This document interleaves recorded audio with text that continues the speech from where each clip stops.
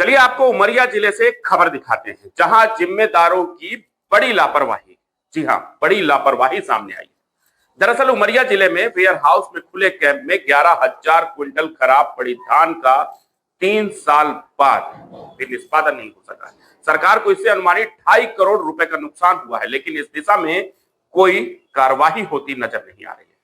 मामला उमरिया जिले के चंदिया और मानपुर वेयर हाउस स्थित कैंपों का है, जहां लगभग 11,000 क्विंटल खराब धान पड़ी हुई है। यह धान 2022-23 में बारिश की वजह से खराब होना बताई जा रही है, लेकिन तब से अब तक यह धान यहां यूं ही पड़ी है। धान क्यों और कैसे खराब हुई, इसके वास्तविक जांच की बात तो दूर, वेयर हाउसिंग लॉजिस्टिक कॉर्पोरेशन इस खराब धान को निष्पादन तक नहीं करा पाई है, जिससे वर्तमान में उपार्जित हुई धान रखने की समस्या खड़ी हो गई। हालांकि सरकारी पैसे के करोड़ों के इस नुकसान को लेकर जांच और देख रेख में लापरवाही भी हुई, जिसकी जांच होनी चाहिए, लेकिन सरकारी सिस्टम इस मामले में उदासीन है। इस नुकसान की भरपाई कैसे होगी, इसके दोषी कौन है, यह तो बड़ा सवाल है। लेकिन साथ ही अब उपार्जन के दौरान यहां धान कैसे रखी जाए, जब ये कैंपें उस खराब धान से भरी पड़ी हैं, तो सवाल यह खड़ा होता है कि इन कैंपों में अब जो नया उपार्जन हो रहा है, नई धान खरीदी जा रही है, उसे कैसे रखा जाए, यह बड़ा सवाल है। इस मामले में वेयर हाउसिंग लॉजिस्टिक कॉर्पोरेशन के अधिकारी और जिम्मेदार उदासीन नजर आ रहे हैं। ऐसे में अब कई सवाल खड़े हो रहे हैं कि जब एक तरफ धान की खरीदी शुरू है, धान खरीदी जा रही है, तो क्या फिर से यह धान खराब होगी? जब इनके रखने की व्यवस्था नहीं होगी, तो इस बात से भी इनकार नहीं किया जा सकता कि ये धान फिर से खराब होगी। इस खबर पर ज्यादा जानकारी के लिए हमारे साथ उमरिया से हमारे सहयोगी ब्रजेश श्रीवास्तव जुड़ चुके हैं। ब्रजेश से जानते हैं कि आखिर इस कैंप से ये जो खराब धान उठाई जानी थी, इसे यहां से हटा देना चाहिए था, वह धान क्यों नहीं हटाई गई? इसके पीछे आखिर जिम्मेदार अमला उदासीन क्यों है, जबकि उपार्जन शुरू हो चुका है? ब्रजेश, आप मेरी आवाज सुन पा रहे हैं? जी, मैं आपकी आवाज सुन पा रहा हूं। मैं आपको बता देना चाहता हूं कि उमरिया जिले के चंदिया और मानपुर के वेयर हाउस में करीब 11,000 क्विंटल धान आज 2 साल पहले से ही खराब पड़ी हुई है।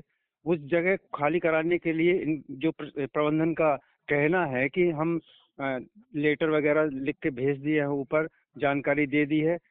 धान का उठाव नहीं होने के कारण अब जो नई धान आ रही है खरीदी केंद्रों में, उसके रखने की समस्या बनती जा रही है। बहुत बड़ी समस्या बन जाएगी अगर वो धान उठाई नहीं जाती। अब ये धान जो रखी जाएगी, तो ये भी धान उसी तरीके से सड़ेगी जो पहले सड़ चुकी है। लेकिन यहाँ बड़ा सवाल ये है, मैं आपको रोकूंगा, ये मामला कोई हाल फिलहाल का नहीं है। 2 साल से ज्यादा का वक्त हो चुका है। 2 सालों में पता नहीं वेयर हाउसिंग लॉजिस्टिक कॉर्पोरेशन के जिम्मेदार तमाम अधिकारी कितने पत्र लिखे होंगे, कितनी बार प्रशासन से इस बात को उन्होंने प्रशासन के संज्ञान में यह बात लाई होगी कि यहां से धान हटाया जाए, और उपार्जन के पहले तो कैंपों की तमाम व्यवस्थाएं की जाती हैं। उसके बावजूद, इतना समय गुजर जाने के बावजूद भी प्रशासनिक अमला उदासीन है इस मामले में। यह बड़ा सवाल खड़ा होता है। तो क्या आपकी किसी जिम्मेदार अधिकारी से बात हुई? किसी जिम्मेदार अधिकारी ने यह कहा कि हाँ अब इसका उठाव हो जाएगा, या उपार्जन के पहले इसको यहां से हटा दिया जाएगा क्योंकि खराब धान है, उसकी व्यवस्था क्या करनी है, ये तो प्रशासन को ही तय करना है। ये बात जो आपने अभी पूछा मेरे से, ये मैं इसमें आप बता दूं कि इस बात को ये कहने से अधिकारी डर रहे हैं कि हमने पत्र लिख दिया, धान का उठाव नहीं हुआ, इसमें हमारी कोई जिम्मेदारी नहीं बनती।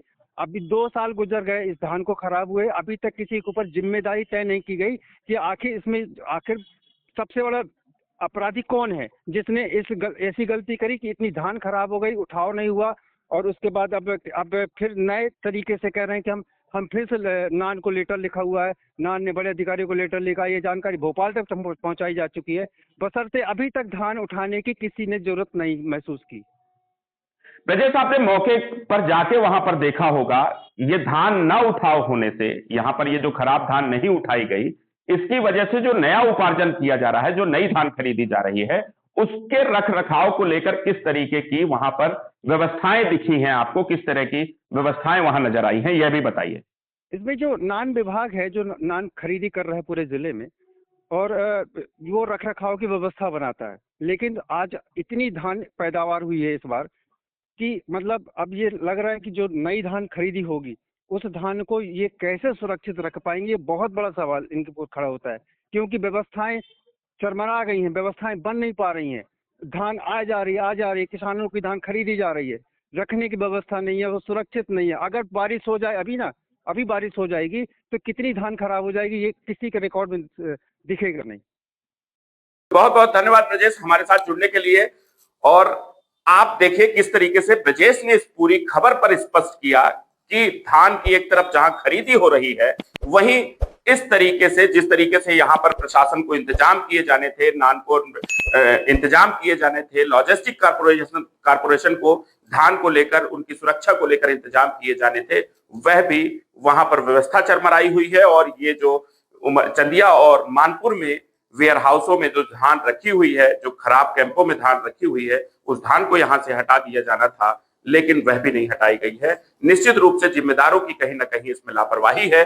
जिस लापरवाही पर प्रशासन कब ध्यान देगा, इस पर बड़ा सवाल अब भी बना हुआ